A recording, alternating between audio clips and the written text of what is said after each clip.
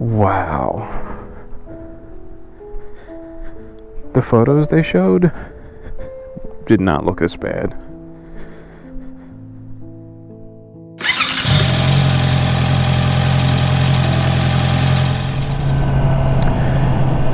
I'm sure you've seen those Hollywood blockbuster movies, right? Where this insane weather system rolls in. It's complete devastation. And then, you know, after the climax of the movie, you know, the hero saves the day or whatever the case may be. The weather system dissipates or rolls out of the area. And then the very next day, it's this picturesque, perfect scene of carnage where the sun's shining, there's not a cloud in the sky, the birds are chirping, except for all kinds of damage left in the storm's wake. I feel like that's kind of what this area of southeast Pennsylvania has dealt with here recently with Hurricane Ida. Now, I'm not saying we had it nearly as bad as down south in Louisiana or in a lot of areas for that matter, but we had a rather atypical experience with the remnants of the hurricane when it rolled through just a few days ago. And it's changed a lot in the landscape. We're seeing a lot of erosion, a lot of damage. There was a lot of flooding. So today I'm actually going to ride over to the South Perkasie Covered Bridge. It is the very first covered bridge that I visited well over a year ago at this point. And it's this cool bridge that really tied the community together years ago. So when it came time to take down the bridge and replace it with something a little more substantial, you know, for the increased traffic flow and modern vehicles and whatnot, the community decided they were going to move the bridge. They didn't want to decommission the old one and just get rid of it. They wanted to preserve it for history's sake. So they picked it up off of the creek, and then they placed it in Menlo Park, which is off of the creek right next to it. And there it sat. They restored it, and it was this awesome little bridge that you could walk through, and they had some pictures and plaques inside that sort of outlined the experience and the community's pride of this bridge. And then after Hurricane Ida, I saw some photos, and the bridge got hammered pretty bad. It looks like the entire area was under several feet of water. And I don't know if the bridge began to float and came off of its foundation, or if the water flow was just so high that it pushed the bridge off its foundation. But either way, it's not like flipped over completely, but it is knocked off its foundation. It's leaning, there's damage.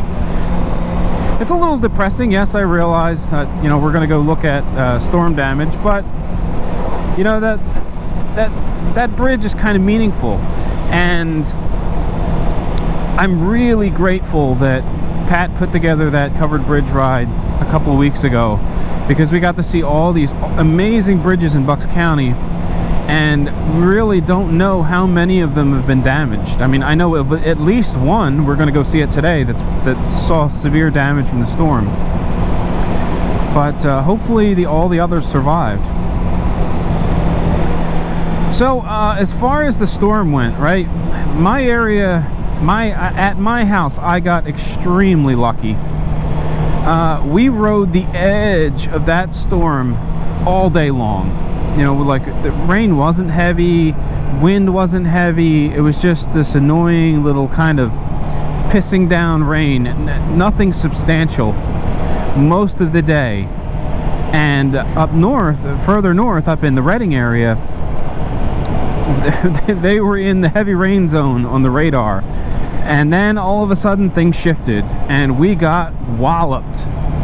So the rain started coming down real heavy around, I want to say it was around 2 o'clock, between 2 and 3 o'clock. So I headed down into my basement. I have an unfinished basement, and it's not uncommon to get a little bit of water in my basement. You know, it's unfinished, it happens. So I'm down there and I'm kind of keeping an eye on the sump pump pit, and you know, we're getting a little water come in, and I'm just, you know, trying to keep it clean and dry and just keep an eye on things as the rain level is picking up, and it's picking up, and it's picking up, and it's picking up. Well, next thing you know, my driveway is collecting a lot of rain, and it's pitched in a very poor way where it comes back toward the backyard. And then to make matters worse, I have a walkout basement. The basement level is obviously lower than the rest of the house, lower than the driveway. So when we get really heavy rain, the water tends to run back down the driveway into the yard, and if it's substantial enough, it will start to creep toward the house, and in the case of Ida, into the house. So it sort of built up, it started flowing in under the door, and now I'm in a little bit of a panic. It's controlled, it's going in the door, right into the sump pump pit, because it's it's all right there in the same corner. But again, I'm like sweeping the water into the pit, making sure it doesn't like trickle across the floor or get anywhere. So in the beginning, when the sump pump was running, emptying the pit, and then it would shut off for 2, 3, 4 minutes, that was no big deal. But when they started getting closer together, when the sump pump was only turning off for a minute before it cycled back on, I started getting worried. And then, I don't know, by about 4 o'clock, the sump pump never shut off. It just ran 100% flat out for 4 hours. The water level slowly outpaced the pump. When the sump pump pit started overflowing, I got my submersible pump out, and I started pumping with 2 pumps, and I still wasn't able to keep up. My wife's down in the basement trying to help me. I just get anything off the floor that you really care about, because I don't know how bad this is going to get. She did that, and then I said, just by a freak stroke of luck, call your aunt and uncle. They live close by. See if they have a submersible pump. I might be able to keep up with a 3rd pump. She calls. Of course, they don't have one, but they say, oh, Tractor Supply does. So my wife gets in the car, she races off to Tractor Supply. They tell her, oh, we're sorry, we sold our last pump 30 minutes ago. So from the parking lot, she called 4 or 5 other stores before she finally found one that had submersible pumps. So she ran down to Home Depot. And the cool thing about that whole situation was they did the right thing.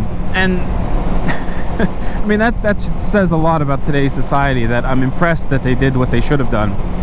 But Home Depot moved all of their pumps and all of their accessories for the pumps, like the hose kits. They had everything right by the front door so that you could get in, get what you need, and get out. And they did not price gouge, which is what I'm really impressed about. I would have paid twice as much as I paid for the pump had they charged it, but I'm just like, makes me feel good that they didn't screw people over. And coming from a big company, that's like, I don't know, I'm amazed and impressed. So anyway, my wife buys she gets a sump pump, which I didn't want. I wanted another submersible pump. I understand where you're going, where your line of thought is going with this. Yes, the sump pump is a submersible pump, but I didn't want anything with a float on it. I had to like tie the float up so that the pump would remain on and would work the way I wanted it to work. The sump pump that she bought was designed to go inside of a pit, and I needed it to suck water off the floor because it wasn't like 4 inches deep in my basement where the float would have kicked on. So at that point, I'm running 3 pumps, and I'm barely keeping up. And I don't know, I guess it was like by about 7 o'clock, the rain had started to taper off, and the groundwater that was flowing inside the house started to taper off. And I could see the water level start to recede. We were slowly gaining ground.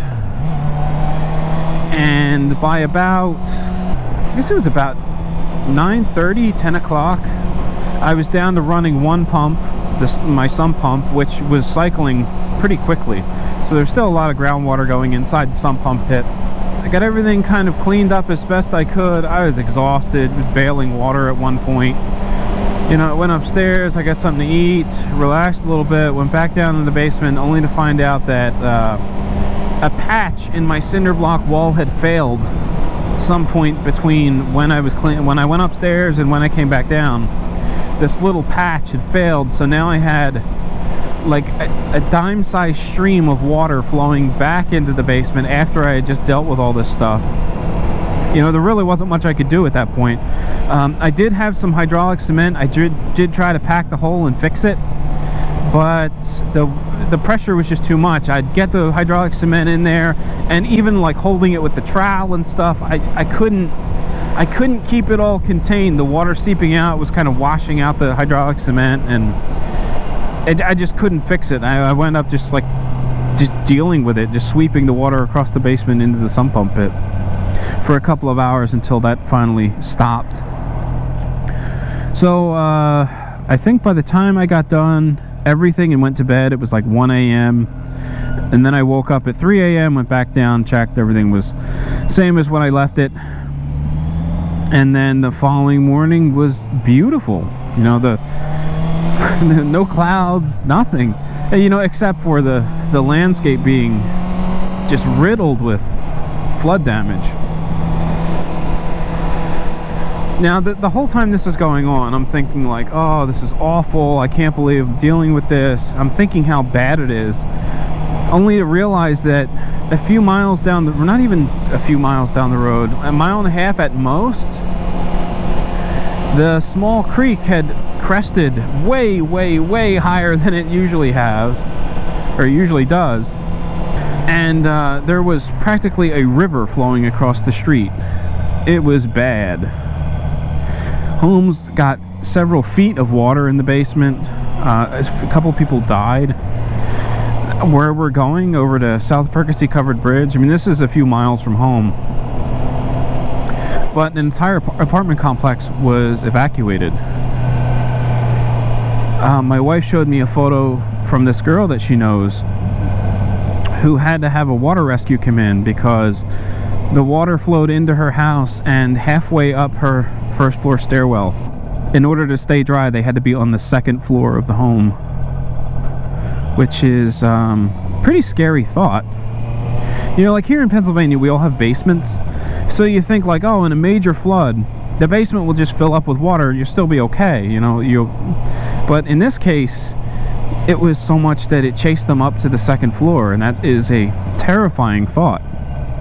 So in reality, my quote-unquote terrible experience was peanuts compared to what a lot of people in this area had to deal with. Well, here we are. Menlo Park appears to be... Can't really tell if it's open or closed.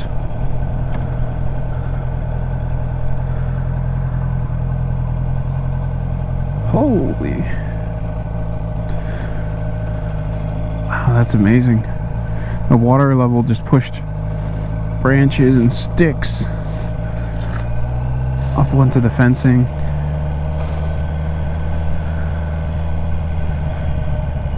So the chain link fence acted kind of like a net.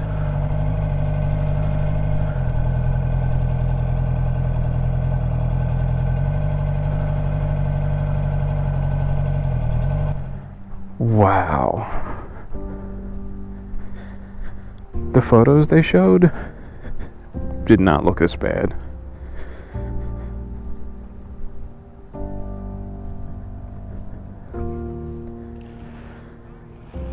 I mean, that is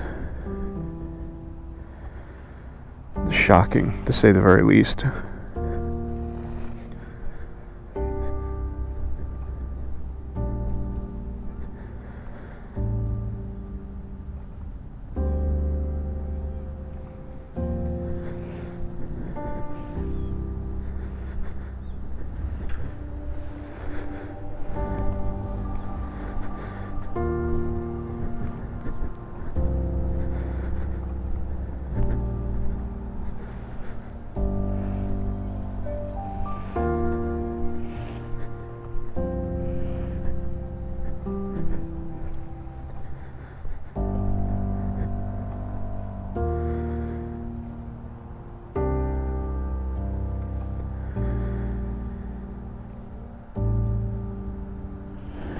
Man, that's bad.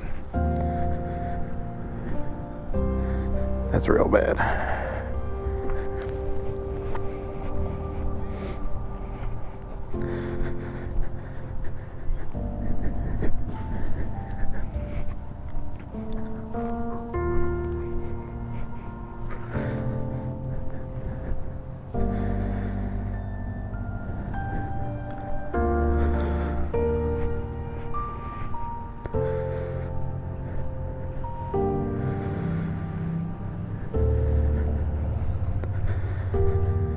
Alright, it's time for me to get out of here. I feel kind of like a jerk. People are here working, trying to clean up the damage, and here I am, some looky-loo, walking around, taking photos.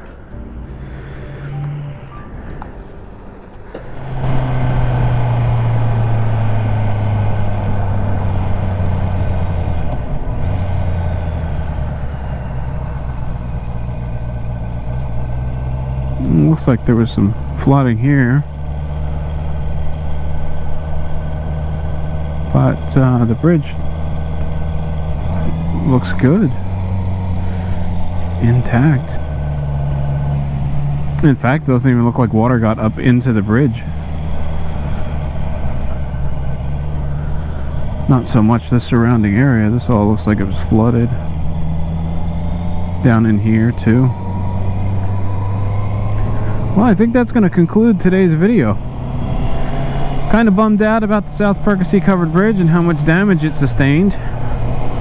Hopefully the community is able to get it fixed up and restored back to its former glory. If you enjoyed this video, please consider subscribing to the WaltInPA channel. If you'd like to support me, the best way to do that is by liking this video, dropping a comment in the comment section down below, and sharing this video with your friends. As always, ride safe, and I will catch you in the next one.